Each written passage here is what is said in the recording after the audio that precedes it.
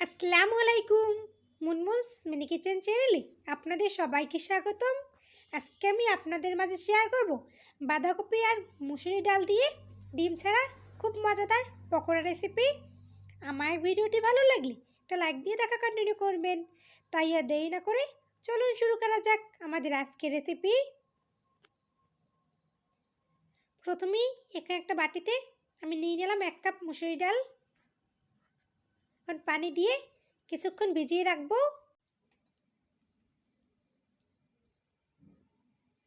এভাবে কিছুক্ষণ ভিজিয়ে রেখে দেব। এবার এখানে আমি একটা বড় বাঁধাকপি নিয়েছি। এবার একটা ছুরির সাহায্যে আমি কেটে বাঁধাকপির 4 ভাগের 1 ভাগ নেব। এটাকে আমি কেটে 4 ভাগের 1 ভাগ নিয়ে নিচ্ছি।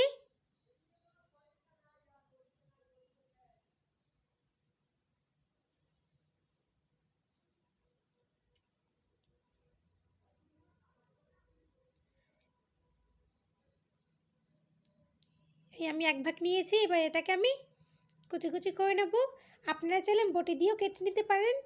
আমি ছুরির সাহায্যে কুচি কুচি করে নিচ্ছি। আমি সবটা কুচি কুচি করে নিয়েছি। এগুলোকে আমি কিছুক্ষণ ভাপ দিয়ে নেব। পাতাকপি ব্যবহার করার আগে অবশ্যই ভাপ দিয়ে নেবেন, তাহলে পাতাকপির যে একটা গন্ধ থাকে সেটা দূর হয়ে যাবে। আমার ডালটাও ভিজে গেছিলো, আমি ডালটা ভালোভাবে ব্লেন্ড করে নিয়েছি। এবার এখানে একটা বাটিতে আমি ডালটা নিয়ে নেব। এবার ভাপ দিয়ে রাখা বাঁধাকপিগুলো দিয়ে দেবো।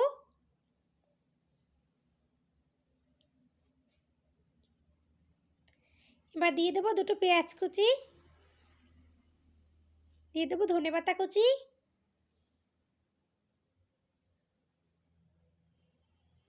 দিয়ে দেবো স্বাদ মতো লবণ, 1 টেবিল চামচ মরিচ গুঁড়ো, 1/2 টেবিল চামচ হলুদ গুঁড়ো, 1 টেবিল চামচ চাট মশলা।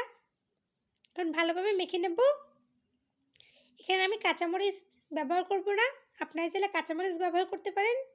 তার জন্য আমি গুঁড়ো মরিচের পরিমাণটা বাড়িয়ে দিলাম। এখন ভালোভাবে মেখে নেব।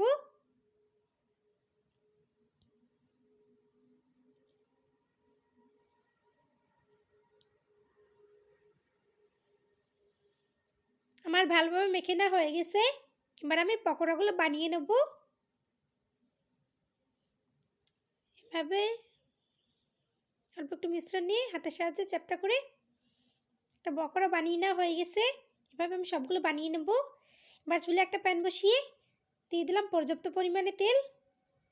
তারপর আমি পকোড়াগুলো দিয়ে দেবো। আমি অনেকগুলো পকোড়া দিয়ে দিলাম। এবার এগুলোকে লাল লাল করে ভেজে নেব। আমার এক পাশ ভেজে নেওয়া হয়ে গেছে। এবার এগুলোকে আমি উল্টিয়ে নেব। আমি একটা কাঁটা চামচের সাহায্যে উল্টিয়ে নিচ্ছি।